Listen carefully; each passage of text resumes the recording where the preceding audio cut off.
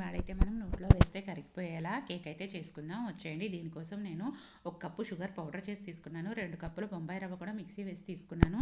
ఇందులోనే 1 కప్పు మైదా పిండి తీసుకొని మూడింటిని మిక్స్ చేసుకున్నాను. తర్వాత 1/2 కప్పు ఆయిల్, 1/2 కప్పు పాలు, 2 స్పూన్ల పెరుగు, 1 spoon baking powder, 1/2 spoon baking soda, చిటికెడు సాల్ట్, వెనీలా ఎసెన్స్ ఇవన్నీ వేసుకొని కట్ అండ్ ఫోల్డ్ మెథడ్లో మిక్స్ చేసుకున్నాను. కన్సిస్టెన్సీ థిక్గా వస్తే మిల్క్ యాడ్ చేసుకొని కన్సిస్టెన్సీ వచ్చే వరకు కట్ అండ్ ఫోల్డ్ మెథడ్లో మిక్స్ చేసుకోవాలి. తర్వాత కేక్ ప్యాన్కి ఆయిల్ మైదాతో కోట్ చేసుకొని ఈ కేక్ బ్యాటర్ని ఇందులో వేసుకొని ట్యాప్ చేసుకొని ఓవెన్లో 180 డిగ్రీస్ 30 మినిట్స్ దగ్గర బేక్ చేసుకుంటే కేక్ రెడీ అవుతుంది. తర్వాత వేరే ప్యాన్లో 1/2 కప్పు షుగరు, 1 కప్పు వాటరు వేసుకొని షుగర్ మెల్ట్ అయ్యే వరకు, దాల్చిన చెక్క వేసుకొని షుగర్ మెల్ట్ అయ్యే వరకు హీట్ చేసుకొని స్టవ్ ఆఫ్ చేసుకుంటే మనకి షుగర్ సిరప్ రెడీ అవుతుంది. ఈ షుగర్ సిరప్ ఈ కేక్ పైన ఇలా వేసుకొని కట్ చేసుకొని తింటే ఎంతో టేస్టీగా